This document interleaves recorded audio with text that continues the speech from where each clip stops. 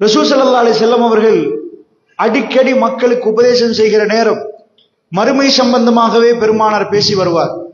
எல்லா நாளும் ஒரே தலைப்பா என்று கேட்டீர்கள் என்று சொன்னால், சஹாபாக்கள் எல்லா நாளும் மறுமைதானா தலைப்பா என்று கேட்கவில்லை. நன்றாக புரிந்து கொள்ளுங்கள். நாம் சேர்ந்திருக்கிற இந்த மஜ்லிஸை பொறுத்தளவில் சில மனிதர்கள் புதுசாக எதிர்பார்ப்பார்கள். அல்லாஹ் ரப்புல் ஆலமீன் நமக்கு என்ன பழக்கிறான் என்றால், படித்த விடயத்தை திரும்ப புதுப்பித்துக் கொள்ளுங்கள் என்கிறான் அல்லாஹ்.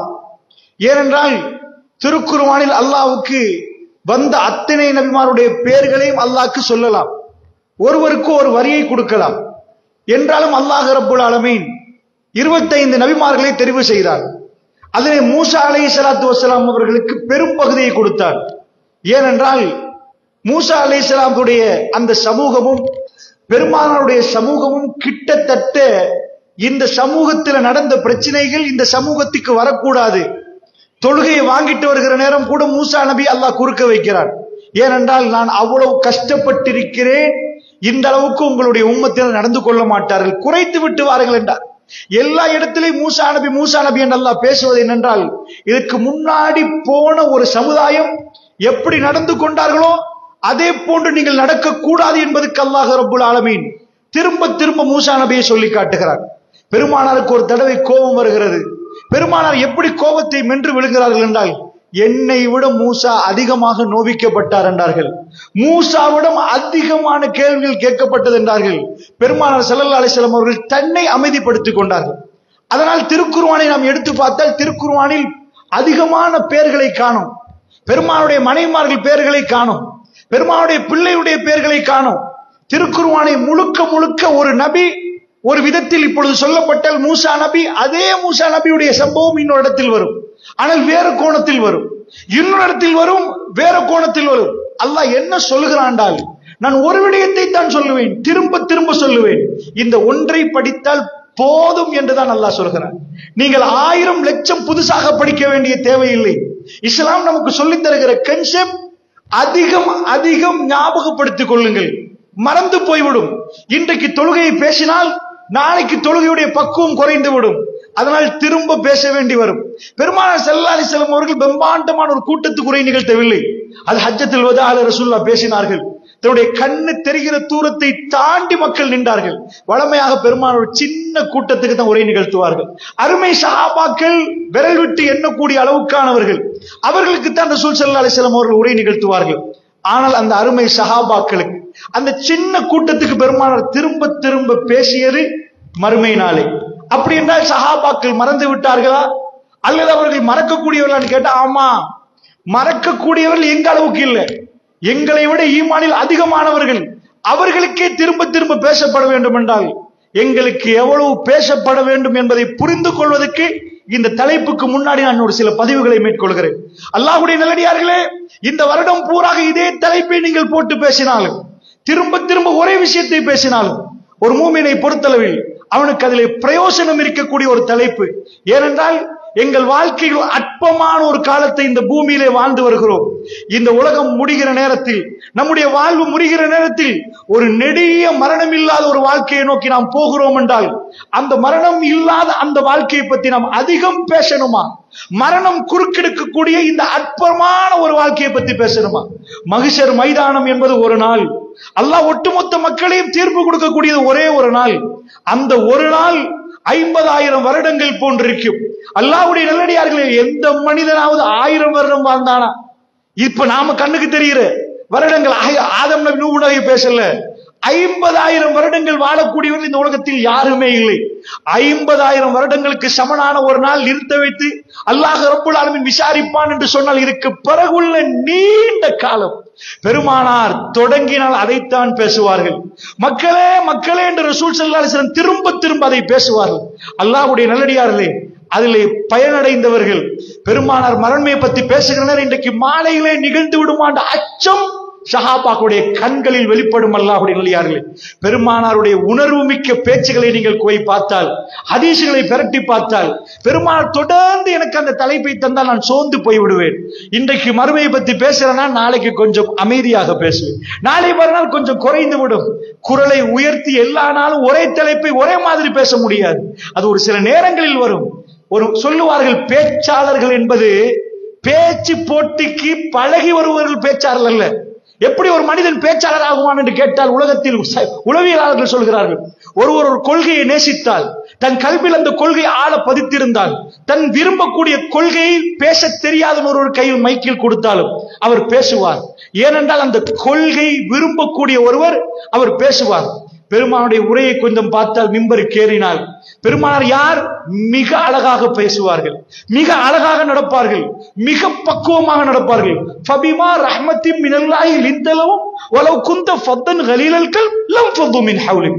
நபியே, நீங்கள் அல்லாஹ்வுடைய அருளால் ரொம்ப மென்மையா நடக்கிறீங்க, ரொம்ப இரக்கமா நடக்கிறீங்க, அவ்வளவு பாசமா மென்மையா அழகா பேசுறீங்க, அழகா நடக்கிறீங்க. வலவ் குந்த ஃபத்தன் கலீலல் கல், நீங்க மட்டும் கடுமையான உள்ளமுடையவரா இருந்தா, கொஞ்சம் கடுக்கடுப்பா நடந்திருந்தா, எவ்வளவு அல்லாஹ் பத்தி நீங்க உண்மையை பேசியிருந்தாலும் உங்களோட பக்கத்துள்ளவர்கள் விரண்டோடி இருப்பார்கள். நபியே, விரண்டோடி இருப்பார்கள்.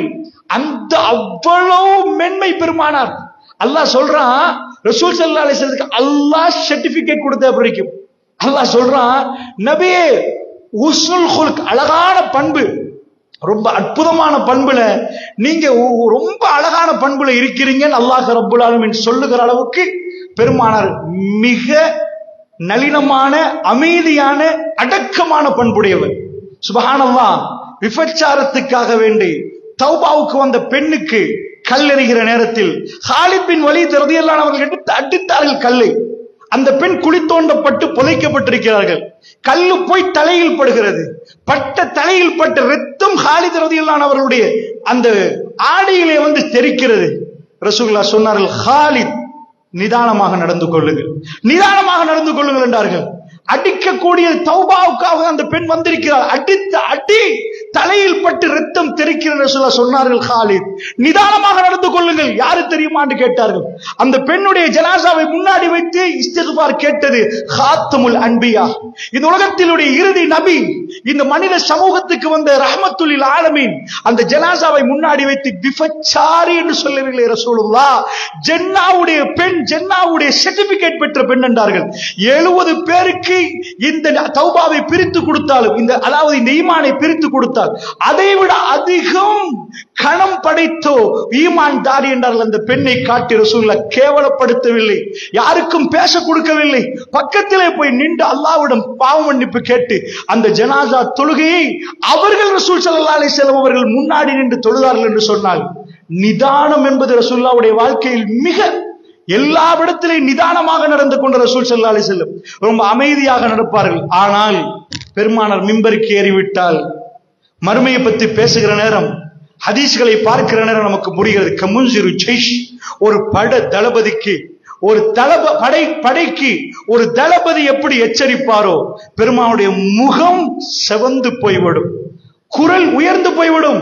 சில வேளை நம் குரல் உயர்த்தி பேசுறேன்னு இவ்வளவு கத்தணுமான்னு கேட்பார்கள். தேவையில்லை அப்பா. சாதாரணமா எத்தனையோ பேர் வேறு வேறு மதத்தில் மைக்கை பிடித்து குரலை செய்த அன்பாண்டவர்களே என்று பேசுற மாதிரி குரலை செஞ்சு பேசலாமே, ஏன் இப்படி உயர்த்தி பேசுறீங்க? சில பேர் சொல்லுவார்கள், இதெல்லாம் பிழை, இப்படி பேசக்கூடாது என்று. அல்லாஹ் மீது ஆணையாக நாங்கள் படித்த மார்க்கத்தில் பெருமானார் மிம்பருக்கு ஏறினால் முகம் செவந்து விடும், குரல் உயர்ந்து விடும். அந்த அளவுக்கு பயங்கரமாக சொல்லுவார்கள். ஒரு நாள் ரசூல் ஸல்லல்லாஹு அலைஹி வஸல்லம் அவர்கள் மறுமையை பற்றி பேசுகிறார்கள். அல்லாஹ்வுடைய தூதர் மக்களை பார்த்து சொன்னார்கள், மக்களே, நான் மறுமையை பற்றி உங்களுக்கு எச்சரிக்கிறேன் என்றார்கள் ரசூல் ஸல்லல்லாஹு அலைஹி வஸல்லம் அவர்கள். எப்படி சொல்லியிருப்பார்கள் நினைக்கிறீர்கள்? மறுமையை எச்சரிக்கிறேன் நான் உங்களுக்கு சொன்னால் உங்களுக்கு அழுகை வருமா? அந்த சஹாபி அறிவிக்கிறார், அல்லாஹ்வுடைய தூதரோடு நாம் பள்ளிவாசலில் இருந்திருக்கிறோம். பெருமானார் துண்டை போட்டிருந்தார்கள். 3 முறை சொன்னார்கள், குரல் உயர்ந்து விட்டது, மறுமை எச்சரிக்கிறேன் என்றார்கள். பெருமானுடைய முகம் சிவந்து மறுமை எச்சரிக்கிறேன் என்றார்கள். 3வது முறை சொன்னார்கள், மறுமை எச்சரிக்கிறேன் என்றார்கள். தோளிலே உள்ள துண்டு கீழே விழுந்தது.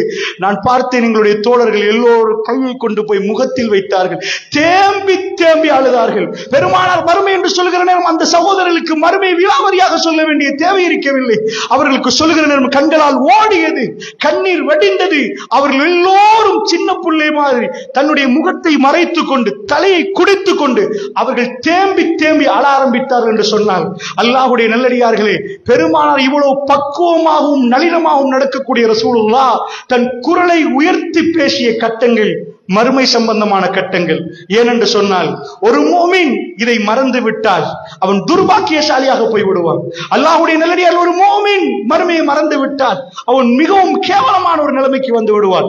அதனால் இந்த துனியா நம்மளை கப்பி பிடிக்க பார்க்கிறது. எங்க பார்த்தாலும் துனியாவுடைய மோகம் நமக்கு இருக்கிற நேரம் எல்லாத்தையும் விட்டு இன்றைக்கு பள்ளியிலே அமர்ந்து அல்லாஹ்வை பற்றி பேசுவதற்கு அல்லாஹ் ஒரு வாய்ப்பை தந்து மறுமையை ஞாபகப்படுத்திக் கொள்வதற்கு நமக்கு ஒரு வாய்ப்பை தந்தால் இதை அரிய வாய்ப்பாக பயன்படுத்திக் கொள்ளுங்கள். பெண்கள் வந்து பெருமானிடம் கேட்டார்கள், யா ரசூலல்லாஹ், எப்ப பார்த்தாலும் ஆண்களுக்கு பேசுகிறீர்கள், அவர்கள் அருமையான உரைகளை உங்களிடம் கேட்கிறார்கள், எங்களுக்கு ஒரு நாள் வேணும் யா ரசூலல்லாஹ் என்று கேட்டார்கள். எங்களுக்கு ஒரு நாள் வேணும், நீங்கள் எங்களுக்கு பேச வேண்டும் யா ரசூலல்லாஹ். அல்லாஹ்வுடைய நல்லடியார்களை பெண்கள் மேலே வந்திருக்கிறீர்கள், நான் கேட்கிறேன், இது ஒரு பெரும் வாய்ப்பு. சாதாரணமாக அல்லாஹ்வுடைய மார்க்கம் பேசுவதற்கு பேசப்படுவதற்கு ஒரு சபை உங்களுக்கு கிடைக்கவில்லை என்றால், கொழும்பில் தான் பேசுகிறார்கள் என்றால், உங்கள் குடும்பம் சகிதம் நீங்கள் எவ்வளவு தூரம் போக வேண்டும் என்று யோசித்து பாருங்கள். இந்த காலிக்குள்ளே இருந்து அல்லாஹ்வுடைய மார்க்கத்தை பேசுகிற சபைகளுக்கு இலவசமாக உங்களை கூப்பிட்டு இந்த மாதிரியான நிகழ்வுகள் நடக்குது என்றால் நீங்கள் கேட்க வேண்டும், எங்களுக்கு அமர்வுகள் தாங்க, எங்களுக்கு பயான்கள் எடுத்து தாங்க, நாங்கள் அதிகமாக படிக்க வேண்டும் என்று கேட்கணும். ஏனென்றால் ஒரு மூமினை பொறுத்தளவில் அவனுக்கு திரும்ப திரும்ப ஒரே செய்தி திரும்ப திரும்ப சொல்லப்படணும். சொல்லப்படுகிற நேரம் அவனுக்கு பயன் அடைந்தால் அவன் மூமின். இல்லை என்று சொன்னால் புதுசாக தேவை என்று கேட்டால் மூமின் இல்லை, அவன் வேற ஒரு ரசிகர். அரசியல் வார்த்தைகள் அரசியலில் பேசுவது போன்று புதுசாக சொல்லுங்கள், விவாதம் வையுங்கள், புதுசாக தகருங்க, இப்படி சொல்லுவாங்களே. அல்லாஹ்வுடைய நல்லடியார்கள், ஒரே பாடத்தை 25, 30, 40 ஆண்டுகள் நாம் அதே பாடத்தை திரும்ப திரும்ப பேசுகிற நேரம், திரும்ப திரும்ப பார்க்கிற நேரம் நமக்குள் கண்ணீர் வரும். அல்லாஹ்வுடைய நல்லடியார்களே, பெருமானாரை பாருங்கள், மறுமையை ஒரு வாட்டி பேசுற நேரம் அழலாம், 2வது வாட்டி பேசுற நேரம் அழலாம், சரி 3வது வாட்டி ஓகே. அதே மறுமையை திரும்ப திரும்ப 40 வாட்டி சொன்னா அழணுமா? பெருமானார் ஒரு நாள் பள்ளி வாசலிலே அபு அப்துர் ரஹ்மான் என்ற ஒரு தோழர், அதாவது அல்லாஹ்வுடைய நல்லடியார்களே அவருடைய குன்னியத் அபு அப்துர் ரஹ்மான் கூப்பிடுவாங்க. இப்னு மஸ்ஊத் ரலியல்லாஹு அன்ஹு அவர்கள் அவர் அமர்ந்திருக்கிறார். ரசூலுல்லாஹ் சொல்றாங்க, யா அபா அப்துர் ரஹ்மான், யா அபு அப்துர் ரஹ்மானே இக்ரா, ஓதுங்கள் என்கிறார்கள். அவர் அல்லாஹ்வுடைய தூதரை பார்த்து கேட்கிறார், அக்ரவு அலைக்க யா ரசூலல்லாஹ், அக்ரவு அலைக், அல்லாஹ்வுடைய தூதரே உங்களுக்கு நான் ஓதி காட்டட்டுமா யா ரசூலல்லாஹ்? உன்சிலல் குர்ஆன் இலை, குர்ஆன் உங்களுக்கு அருளப்பட்டது யா ரசூலல்லாஹ். நீங்க என்னிடம் கேட்கிறீங்க. அவர் மிக அழகாக ஓதக்கூடிய ஒரு காரி, அற்புதமா ஓதுவார், அருமையான குரல் வளம் படைத்தவர். ரசூலுல்லாஹ் சொல்றாங்க, இன்னி உஹிப்பு அன் அஸ்மா மின் கைரி, பிறர் ஓதுவதை கேட்க நான் ஆசைப்படுகிறேன். இக்ரா யா அபா அப்துர் ரஹ்மான், ஓதுங்களேன் அபு அப்துர் ரஹ்மானே, எனக்கு கேட்க ஆசை. குர்ஆனை தன் வாழ்க்கையாக அமைத்துக் கொண்ட ரசூலுல்லாஹ் தன்னுடைய சின்ன வயது மனைவி ஆயிஷா அம்மாட்ட கேட்டா, ரசூலுல்லாஹ்வுடைய பண்பு என்னன்னு கேட்டா, குர்ஆனை நீங்கள் பார்க்கலாம் என்றார்கள். அவர் குர்ஆன் என்றார்கள் ரசூல் ஸல்லல்லாஹு அலைஹி வஸல்லத்தை பார்த்து. நைட்டுக்கு கால் வெடிக்கும் அளவுக்கு வெடித்ததும் தெரியாமல் அல்லாஹ்வோடு கொஞ்சி குழாவினார்கள், இறைவனோடு நீண்ட நேரம் பேசினார்கள்.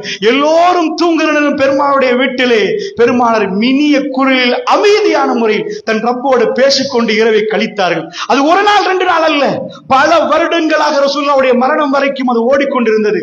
அப்படிப்பட்ட ரசூலுல்லாஹ் தன்னுடைய கிடைக்கிற நேரத்தில் சொன்னார்கள், இக்ரா, ஓதுங்கள் என்றார்கள். சஹாபாக்களுக்கும் இந்த பழக்கம் இருக்கிறது. சஹாபாக்கள் தன்னுடைய நேரம் கிடைக்கிற நேரம் சொல்லுவார்கள், வாங்கப்பான்னு கூப்பிட்டு உட்கார வைப்பார்கள். ஈமானை ஒரு மணித்தியாலத்துக்கு கொஞ்ச நேரத்துக்கு ஈமானை பகிர்ந்து கொள்வோம் என்பார்கள். 2 தோழர்கள் உட்கார்ந்து அல்லாஹ்வை பற்றி பேசிக்கொண்டே இருப்பார்கள். அல்லாஹ்வுடைய நல்லடியார்கள், இந்த மஜ்லிஸுடைய பெருமதி நமக்கு எப்ப வரும் தெரியுமா? நம்முடைய மரணம் நெருங்குற நேரம், இந்த பூமியை விட்டு நாம் பிரிகிற நேரம், ரப்போடு நாம் வைத்திருக்கிற தொடர்பை நாம் அலசி பார்க்கிற நேரம், அப்பொழுது புரியும் இந்த உலகத்தில் நம்முடைய நேரம் காலங்களை எல்லாம் வீணாக்கி விட்டோம். இளமையில் இருந்து வாலிபத்தில் இருந்து முதுமை அடைகிற ஒருவர்கிட்ட போய் கேளுங்கள், வாலிபை எப்படி வாலிபம் என்று கேட்டால் எங்களுக்கு மிஸ் ஆகி பள்ளியோடு இருந்திருக்க வேண்டுமே என்று சொல்லியிருப்பார். நாங்கள் நிறைய கூத்து போட்டோம், அல்லாஹ் எங்களை மன்னிக்க வேண்டும் என்பார். வயது போக போக தான் செய்த தவறுகள் புரிகிற அந்த காலத்தில் வாலிபத்தை பற்றி அவர்கள் கை செய்தப்படுவார்கள். அல்லாஹ்வுடைய நல்லடியார்களே, இப்படித்தான் ஈமானிய சபைகள் நமக்கு கிடைக்காமல் போனால் கை சேதப்படுவோம். அல்லாஹ்வுடைய நல்லடியார்களே, இதெல்லாம் நமக்கு கிடைக்கிறனால் பெருமதி தெரியவில்லை. அல்லாஹ்வுடைய நல்லடியார்களே, சஹாபாக்கள் இவ்வளவு ஈமான் இருந்து பெருமானார் முன்னாடி நின்று அவர்கள் தோழர்கள் சேர்த்து கூப்பிடுவார்கள், பேசுவோமா, ஈமானை பேசுவோம் என்பார்கள். இருந்து ஈமானை அல்லாஹ்வை பற்றி நிறைய பேசுவார்கள். அல்லாஹ்வுடைய தூதர் அன்றைக்கு சொன்னார்கள், இக்ரா, வேற ஏதாவது பேசலாமே ரசூலுல்லாஹ்வுக்கு. இக்ரா, ஓதுங்கள் என்றார்கள். அவர் ஓத ஆரம்பிக்கிறார் சூரத்துன் நிசா. அவர் சொன்னார், கரஅத்து சூரத்துன் நிசா, நான் சூரா நிசாவை ஓதினேன். கரஅத்து சூரத்துன் நிசா, நிசா என்ற சூராவை நான் ஓதினேன் என்றார். ஓதினேன், ஆரம்பித்து ஓதிக்கொண்டே போனார். 40வது வசனம் என்று நினைக்கிறேன். பெருமானார் கேட்டுக்கொண்டே போறார்கள். அந்த வசனங்களை எல்லாம் ஒவ்வொன்றாக கேட்கிற ரசூலுல்லாஹ்வுக்கு ஸல்லல்லாஹு அலைஹி வஸல்லம் அவர்களுக்கு திடீரென்று ரசூலுல்லாஹ் சொன்னாங்க, ஹஸ்புக்கல் ஆன், இப்ப போதும் என்றார்கள். இப்ப போதும் இப்னு மஸ்ஊத் என்றார்கள். அல்லாஹ்வுடைய தூதர் ஸல்லல்லாஹு அலைஹி வஸல்லம் அவர்களை அந்த குரல் கேட்க போக்கிலே இவருக்கு வித்தியாசமா வழங்குது. அவர் சொன்னார், நான் திரும்பினேன். அவரும் மதிமயங்கி ஓதுறார், பெருமானாரும் கேட்டுட்டே இருக்கிறார்கள். அழகான குரல் குர்ஆன் போகுது. ரசூலுல்லாஹ் போதும் இப்னு மஸ்ஊத், இப்ப போதும் என்று சொன்ன உடனே நான் பெருமானாரை திரும்பினேன். அவர் கண்களில் இருந்து கண்ணீர் வடிந்து கொண்டே இருக்கிறது, மாலையாக வடிந்து கொண்டிருக்கிறது. நான் அவரை பார்த்து என்று சொல்ல தேம்பி தேம்பி அழுகிறார்கள். போதும் என்று நிப்பாட்டி விட்டு தேம்பி தேம்பி அழுகிறார்கள். அல்லாஹ்வுடைய நல்லடியார்களே, எதை நான் ஓதினேன் தெரியுமா? அந்த ஆயத்தை அவர் திரும்ப ஓதி காட்டுகிறார். ஃபகைஃப இஸா ஜிஅனா மின் குல்லி உம்மத்தின் பிஷஹீத் வஜிஅனா பிக அலா ஆஹுலாஹி ஷஹீதா. இந்த ஆயத்தை நான் ஓதுற நேரம் பெருமானார் நிப்பாட்ட சொன்னார், அழுதார். என்ன அர்த்தம் தெரியுமா? ஃபகைஃப இஸா ஜிஅனா மின் குல்லி உம்மத்தின், ஒவ்வொரு உம்மத்தினருக்கும் பிஷஹீதின், அவருடைய சாட்சியாளர் கொண்டு வந்து மறுமையில் வைக்கப்படுவார். மறுமையில அல்லாஹ்வுடைய சன்னிதானத்துல ஒவ்வொன்றுக்கும் சாட்சியாளர் கொண்டு வந்து வைக்கப்படுவாங்க அந்தந்த உம்மத்தினருக்கு. அல்லாஹ் கேட்கிறான், ஃபகைஃப இஸா ஜிஅனா மின் குல்லி உம்மத்தின் பிஷஹீத் வஜிஅனா பிக அலா அஹுலாஹி ஷஹீதா. இவர்களுக்கு சாட்சியாக உங்களை கொண்டு வந்து வைக்கப்படுகிற நேரம் எப்படி இருக்கும் நபி என்று கேட்கிற நேரம் பெருமானுடைய பதில் எப்படி தெரியுமா? தேம்பி தேம்பி அழுகிறார்கள். ஏனென்றால் அல்லாஹ்வுடைய சன்னிதான மறுமை நாளில் இந்த உம்மத்தினருக்கு சாட்சி சொல்ல ரசூலுல்லாஹ் கொண்டு வந்து வைக்கப்படுகிற நேரம் தன்னுடைய தகப்பன் முன்னாடி நிற்பார், தன்னுடைய தாய் நிற்பார்கள், தன் உறவுகள் நிற்பார்கள். நீதி நிலைநாட்டப்படுகிற நேரம் தாய் தகப்பன் பிள்ளை என்ற வித்தியாசம் இல்லாமல் பிழை என்றால் பிழை, சொன்னீர்கள் என்றால் சொன்னீர் என்று சொல்ல வேண்டிய ஒரு கட்டம். அல்லாஹ்வுடைய நல்லடியார்களே, பெருமானார் அழுதார்கள். ஏனென்றால் அது பயங்கரமான ஒரு கட்டம், பயங்கரமான கட்டம்.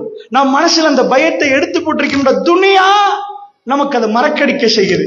இந்த துனியாவோடு நாம் வாழுகிற நேரத்தில் அல்லாஹ்வுடைய நல்லடியார்களே, ஆகிரா என்ற சிந்தனையே நமக்குள் இல்லாமல் போயிடும். ஆகிராவை பற்றி பேசுற நேரம் நமக்குள்ள எந்த உயிரோட்டம் இல்லாமல் இருக்கு. ஏனென்றால் துனியா நம்மளை அவ்வளவு கவர்ந்து விட்டது. திடீரென்று வீட்டில் ஒரு மரணம் விழுந்தால் கூட சுப்ஹானல்லாஹ், இன்றைக்கு சகோதரர்களை பார்க்க மையத்து வீட்டில் கூட எதுக்கு இந்த அளவுக்கு இஸ்லாம் சொல்லுது மையத்தை பின்தொடர சொல்லி? ஒரே ஒரு தொழுகை நம்ம சஜதா செய்யறோம், ருக்கு பண்றோம், சுஜூத் பண்றோம், எல்லா தொழுகையிலையும். ஆனா ஒன்றுமே இல்லை, கிப்லாவை நோக்கி தொழுகிறோம். ஒரே ஒரு தொழுகை ஜனாசாவை முன்னாடி வைப்போம், சஜதா இல்ல. ஏனப்பா அடக்கிட்டு தொழலாமே, ஜனாசாவை அங்க வச்சுட்டு இங்க தொழலாமே பள்ளியில. ஜனாசாவை முன்னாடி வச்சுட்டு தொழுகிறோம். இதுதான் என்னுடைய நிலைமை. அல்லாஹ் மீதானையாக ஒரு நாள் இது நடக்க போகுது என்ற உணர்வு நமக்கு கிடைப்பதற்கு தான் இஸ்லாம் சொல்லுது. மையத்தை தூக்கி பின்னாடி போகிறோமே, ஏன்? இப்படி ஒரு நாள் என் மையத்தை தூக்குற நான் இருக்க மாட்டேனே, பின்தொடர்ந்து போவேனே. இன்றைக்கு அந்த சகோதரருக்கு இஸ்திக்ஃபார் செய்கிறேன், அல்லாஹ்விடம் மன்னிப்பு கேட்கிறேன்.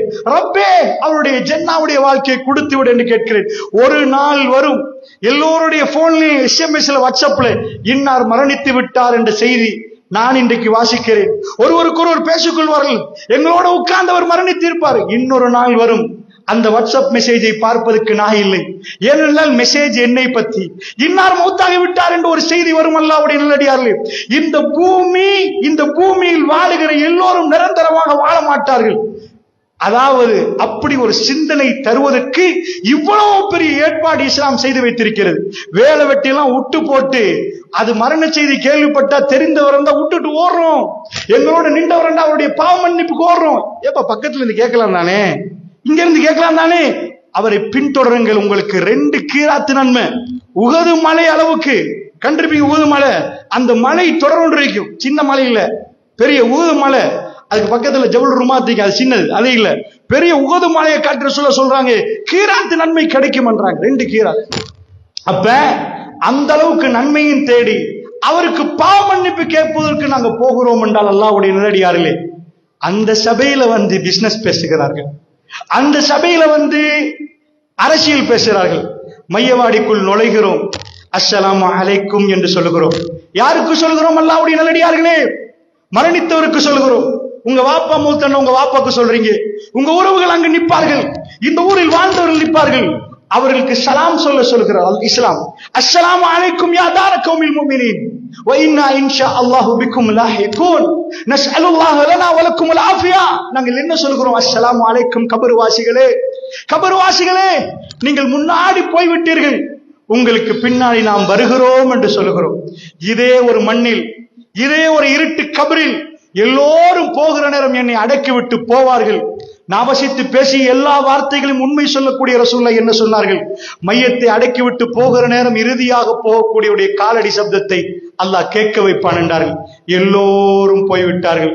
இங்கால் திரும்பினால் மண்ணு, இப்படி திரும்பினால் மண்ணு. ஒரு 6 அடி கபருக்குள் இருட்டில் நுழைந்து விடுவோம்.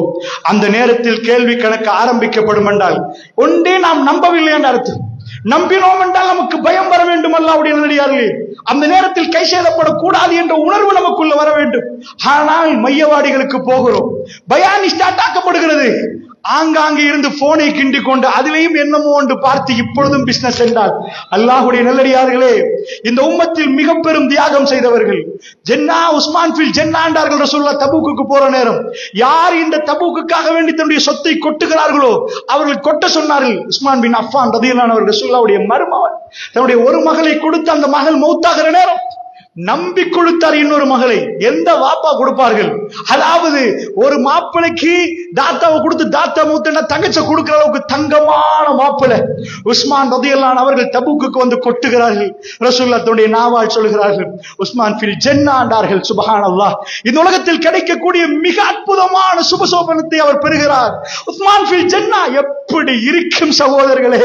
ஒருவருக்கு 1 கோடி பணம் கிடைத்தால் என்ன ஆனந்தம் இருக்குமோ, ஒரு முஃமினுக்கு தான் ஜன்னா என்று குவாலிஃபைட் ஆயிட்டீங்க என்று கேட்டார். சுப்ஹானல்லாஹ், உஸ்மான் ஃபில் ஜன்னா என்றாங்க ரசூலுல்லாஹ்.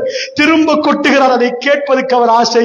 எல்லாத்தையும் கொட்ட பார்க்கிறார். உஸ்மான் ஃபில் ஜன்னா என்றார்கள் ரசூலுல்லாஹ். உஸ்மான் நீங்கள் ஜன்னாவில் என்றார்கள். அந்த உஸ்மான் பின் அஃபான் ரலியல்லாஹு அன்ஹு அவர்கள் கபர்களை தாண்டி போகிற நேரம் அப்படியே உட்காருவார். தேம்பி தேம்பி அழுவார், தேம்பி தேம்பி அழுவார். ஏனென்றால் அல்லாஹ்வுடைய ஜியாரத்துல் குபூர், கபர்களை ஜியாரத்து பண்ணி அல்லாஹ்வுடைய தூதர் ஸல்லல்லாஹு அலைஹி வஸல்லம் அவர்கள் சொன்னார்கள், அது உங்களுக்கு மறுமையை ஞாபகப்படுத்தும் என்றார்கள். அது உங்களுக்கு மறுமையை ஞாபகப்படுத்தும் என்றார்கள்.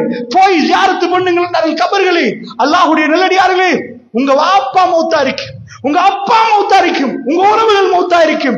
அந்த இடத்துக்கு போனால் ஒரு நாள் இந்த அறையில் வரணுமே. இவ்வளவு வாழ்ந்து கொண்டு இருக்கிறோம், இவ்வளவு வாகனங்கள் இருக்குது, செல்வாக்குகள் இருக்குது, எல்லாம் இருக்குது. எல்லாத்தையும் விட்டு கபருக்கு போனால் ஆலமுல் பர்ஸக் 3 உலகங்கள் இருக்கிறது. இது துனியா, அப்புறம் பர்ஸக்குடைய உலகம், அப்புறம் யௌமுல் ஆஹிரா, அடுத்த இன்னொரு உலகம். இந்த பர்ஸக்குடைய உலகம் சில பேருக்கு எத்தனை ஆயிரம் வருஷம் என்று சொல்ல முடியாது. ஆதம் நபி காலத்தில் அவர்கள் மரணித்து விட்டால் எவ்வளவு வருஷம் இருப்பாங்க? அது ஒரு உலகம், இது ஒரு உலகம். இந்த உலகத்தில் மௌத்தான உடனே அவர் அந்த உலகத்துக்கு போயிருவார். அப்பொழுதே அவர் பேச ஆரம்பிக்கிறார், துடிக்க ஆரம்பிக்கிறார். கபரில் போய் வைத்தால் தான் நினைச்சிடாதீங்க. கபருல போய் வைத்தா அது ஒரு அதவ, அது ஒரு மெத்தட். கபருல ஒருத்தம் வெக்காட்டி கூட ஆரம்பம். இப்பவே மையத்து பேச ஆரம்பிக்கும். நல்ல மையத்தா இருந்தா என்ன கொண்டு போங்க, அவசரப்படுத்துங்க. அல்லாஹ்வுடைய நல்லடியார்களே, அது கண்ணுக்கு தெரியாத ஒரு திரை. அதுக்கு பயன்படுத்துற அரபி வார்த்தகம் பர்ஸக். பர்ஸக் என்றால் குர்ஆன் அந்த வேர்டை பயன்படுத்துது. எங்க பயன்படுத்துது? மரஜல் பஹரைன் இல்தகியா, 2 கடல்கள் ஒன்றோடு ஒன்று சங்கமிக்கிறது. பைனஹுமா பர்ஸகுன் லா யபகியான், அது 2க்கு நடுவில் ஒரு திரை இருக்கிறது. இந்த திரையை இது மீறாதுன்னு அல்லாஹ் ரப்பல் ஆலமீன் சொல்கிறார். 2 கடல்கள் ஒன்றோடு ஒன்று சங்கமிக்கிறதாம். மரஜல் பஹரைன் இல்தகியான், 2 கடல்கள் ஒன்றோடு ஒன்று மீட் பண்ணி கொள்கிறது. ஆனால் பைனஹுமா பர்ஸக், அது 2க்கு நடுவுல ஒரு பர்ஸக். அதே வார்த்தை தான் ஆலமுல் பர்ஸக், ஒரு திரை இருக்கிறதாம். அந்த திரை இது மீறாதான். அல்லாஹ் அக்பர். அல்லாஹ் ஒரு திரை என்பதுக்கு தான் சொல்கிறான். இந்த துனியாவில் அங்க போனா ஒரு திரை. இன்றைக்கு அந்த கடலை கண்டுபிடிச்சிட்டு ரெண்டு கடலும் ஒன்று கொண்டு மீறாத திரை, கண்ணுக்கு தெரியாத திரை. நீங்க போய் கூகுள் பண்ணி பாருங்க, சுப்ஹானல்லாஹ். ரெண்டு கடல் ஒன்றோடு ஒன்று சங்கமிக்குது. சேட்டலைட் போட்டோவிலே கலர் டிஃபரெண்டா இருக்குது, டெம்பரேச்சர் டிஃபரெண்ட், உப்பு டிஃபரெண்ட், எல்லாமே டிஃபரெண்ட். அல்லாஹ்வுடைய நல்லடியார்களே, எப்படி யாரு தடுத்தது? சுவரா ரெண்டு கடலும் ஒன்று சேர்கிறது அந்த நேரத்திலே. ஆனால் ரெண்டுமே பிரிந்து இருக்கிறது. இதை பார்த்து விஞ்ஞானிகள் அதாவது ஆச்சரியப்பட்டு இஸ்லாத்தை ஏற்றுக்கொண்ட வரலாறுகளை நாம் பார்க்கிறோம். அல்லாஹ்வுடைய நல்லடியார்களே, நான் டீப்பாக பேசவில்லை என்றாலும் அங்க பயன்படுத்தப்படுகிற வாசகம் பர்ஸக் என்பது இந்த மாதிரி ஒரு உலகம். அல்லாஹ்வுடைய கண்ணுக்கு தெரியாத ஒரு உலகம். எங்க கண்ணு இந்த அளவுதான் பார்க்கும். இதுல நாய்க்கு தெரியும் சில விஷயங்கள், நமக்கு தெரியாது. எங்களுக்கு எவ்வளவு வாசம் விளங்கும், இங்க ஏதாவது பொறிக்கிறாங்கன்னா வாசம் தெரியும். ஆனா நாய்க்கு எங்களோட மொப்ப நாய் இருக்கு பாருங்க, இந்த கொலை செஞ்சுட்டாங்கன்னா நாய் வந்து உடனடியா அந்த ரத்தம் அந்த இடத்த ஷர்ட்டை மூந்து பார்த்துரும். கொலை நடந்த இடத்துல மொப்பத்தை அதை எடுத்துரும். வாசத்தை எடுத்தா வேற எதையும் மைண்டுக்கு எடுக்காது. இந்த வாசம் இந்த வீடுகள்ல எந்த வீட்டுல வருவதோ சரியா போய் அந்த வீட்டுக்குள்ள 4 மணித்தியாலத்துக்குள்ள அந்த நாய்க்கு அந்த மொப்பம் கிடைச்சா முதல் 4 மணித்தியால கரெக்டாவே கண்டுபிடிச்சிடும். இது இந்த வீடு தான் போய் நின்றா அந்த வீடு தான். அதுக்குத்தான் இவ்வளவு நம்பிக்கையோட ஒரு அரசாங்கமோ சாதாரணமா நீதித்துறைக்காக வேண்டி சில தொழில்நுட்பங்களை லேசில பயன்படுத்த மாட்டாங்க. கரெக்டா இருக்கணும், 100% அக்யூரேட்டா இருக்கணும். அப்படி இருந்தா தான் ஒரு குற்றவாளி ஆக்கலாம். சும்மா போய் நிரபராதிய குற்றவாளி ஆக்க இயலாது. சோ உலகம் கண்டுபிடித்த மெத்தடுகள் உண்டு. எப்படி கையை கொண்டு போய் சீல வச்சா இது இவன் வேகத்தாண்டு கண்டுபிடிக்கிறது இன்றைக்கும் உறுதியோ, இவன் அடிக்கிற சைனதுவா இருந்தாலும் முக்கியமான டாக்குமெண்ட்டுக்கு கை ரேகை வைப்பாங்க. என் கையை எழுத கை நாட்ட இவங்களா கையெழுத்து போட தெரியாதா? இல்ல, அது ரொம்ப முக்கியமான ஒரு சான்று. இதே மாதிரி அதெல்லாம் தான் எடுப்பாங்க நீதித்துறைக்கு. இந்த நாயை அனுப்பி விட்டாண்டா சரியா போய் நிக்கும் அந்த நாய் அந்த முப்பத்தை எடுத்து. அந்த அளவுக்கு நம்மளால மோந்து பார்த்தா புரியுமானா, எங்க கண்ணுக்கு ஒரு அளவு தான் தெரியும், எங்க கண்ணுக்கு தெரியாத எவ்வளவு இருக்குது. எங்க காதுக்கு ஒரு அளவு தான் கேட்கும். 20 முதல் 20,000 ஹெர்ட்ஸ் சொல்லுவாங்க. இந்த ஹெர்ட்ஸ் சவுண்டை தாண்டி நான் காது கேட்குமானா அப்படியேண்டா சில மிருகங்களை நான் ஊமை மாறி பார்க்கறது. ஊமை இல்ல, அதுல சவுண்டு கேட்கிற அளவுக்கு இல்ல, அது கேட்டா வெடிச்சிரும். இந்த அளவுக்கு அது கொடுக்கப்படல, அவ்வளவு விளையணும். இதனால எல்லாம் லிமிட்டையும் போட்டு வச்சுக்கலாம். 20,000 ஹெர்ட்ஸுக்கு மேல உலகத்துல சவுண்ட் போனா எங்களுக்கு சவுண்டே கேட்காத மாதிரி இருக்கு. ஆனா நிஜமா மெஷினை வச்சு அடிச்சு பார்த்தா சவுண்டா இருக்கும். ஏன்னா அந்த சவுண்ட் எங்களுக்கு கேட்டா முடிஞ்சு போச்சு, இந்த துணியால நாங்க வாழவே மாட்டோம்.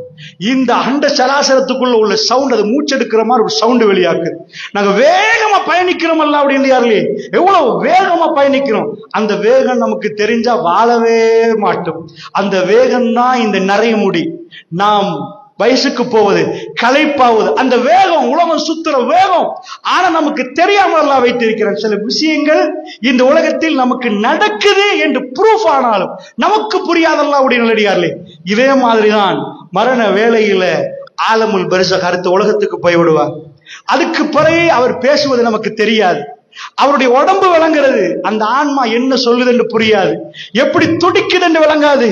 இப்பொழுது அவர் என்டர் ஆகி விட்டார், அந்த உலகத்துக்குள் நுழைந்து விட்டார். அல்லாஹ்வுடைய நல்லடியார்களே, இந்த உலகத்தில் ரசூலுல்லாஹ் அதிபயங்கரமாக கபருடைய வேதனையை பத்தி கேட்டார்கள். நரகத்தை ஒழுமிக்க கேட்டா முடிஞ்சுதானே, நரக விடுதலை கேட்டா எதுக்கு கபர்ல இருந்து பாதுகாப்பு தேடணும்? இந்த உலகத்தை தாண்டிதான் அங்க போகணும். அப்பொழுது இந்த உலகத்தை கபரை பத்தி யோசிக்கணும். அதனால் உஸ்மான் பின் அஃபான் ரலியல்லாஹு அன்ஹு அவர்கள் அங்கே போய் அமர்ந்திருந்து அழ ஆரம்பிப்பார்கள். இறைவா, இந்த வேதனையில் என்னை பாதுகாத்து விடு என்று கேட்பார்கள். அல்லாஹ்வுடைய நல்லடியார்களே, இந்த சிந்தனைகள் எல்லாம் இந்த உலகத்தில் அப்படியே ஆங்காங்கே நடக்கிற நேரம், கால்குலேட்டர் கையில வச்சு அடிக்கிற நேரம், நம் மனதால் கணக்கு பார்க்கிற நேரம், இவைகள் எல்லாம் வராது. நாம் கொடுத்து வைத்தவர் என்று ஏன் சொல்கிறேன் தெரியுமா? இவ்வளவு மக்கள் இருக்க அல்லாஹ் எங்களை தேர்ந்தெடுத்தான். இந்த விஷயங்களை பேசுவதற்கு கேட்பதற்கும் அல்லாஹ் எங்களை தேர்ந்தெடுத்தான். இந்த நேரத்தை அல்லாஹ் எங்களை பள்ளிவாசலுக்கு குடும்பம் சகிதம் வரவைத்தான். அல்லாஹ்வுடைய இல்லையார்களே, இது மிக பெரும் அருள், மிக பெரும் அருள். அதனால் தான் சொன்னேன், இந்த தலைப்பு எல்லோருக்கும் பொருந்தும் என்றேன். நாம் எல்லோரும் எல்லாரும் மறப்போம். இது ஒரு சாராருக்கு மட்டும் கை நீட்ட இயலாது. மறுமையை மறந்த மனிதன் என்றால் அது நானும் நீங்களும் எல்லோரும் மறுமை அடிக்கடி மறப்போம் என்றால் திரும்ப ஞாபகம் வருகிற நேரம் சுதாகரித்துக் கொள்வோம். ரப்பே எங்களை மன்னித்து விடு என்று கேட்போம், குஷு ஆகுவோம், அந்த வாழ்க்கை பற்றி சிந்திப்போம். அந்த சிந்தனைக்கான அமர்வு தான் இது. இதனால் தான் சஹாபி பெண்கள் ரசூலுல்லாஹ்விடம் கேட்டார்கள், அல்லாஹ்வுடைய தூதரே எங்களுக்கு ஒரு நாள் தாங்கள், உங்களோட நிக்கணும், உங்க அமர்வில் இருக்கணும், நீங்கள் பேசுவதை கேட்கணும் என்று கேட்டார்கள். அடிக்கடி ஞாபகப்படுத்துவதற்கு பெருமானார் வந்தாரே தவிர புதுசாக சொல்லுவதற்கு ரசூலுல்லாஹ் வரவில்லை. புதிய விஷயங்களை இன்றைக்கு கொண்டு புதுசு இப்ப மொபைல் டெக்னாலஜியை பத்தி நான் பேச போகிறேன், இன்றைக்கு புதுசா ஒரு இன்டர்நெட்டுடைய வேகத்தை பத்தி பேச போறேன், பெருமானார் தலைப்படுத்தி பேசவே இல்லை.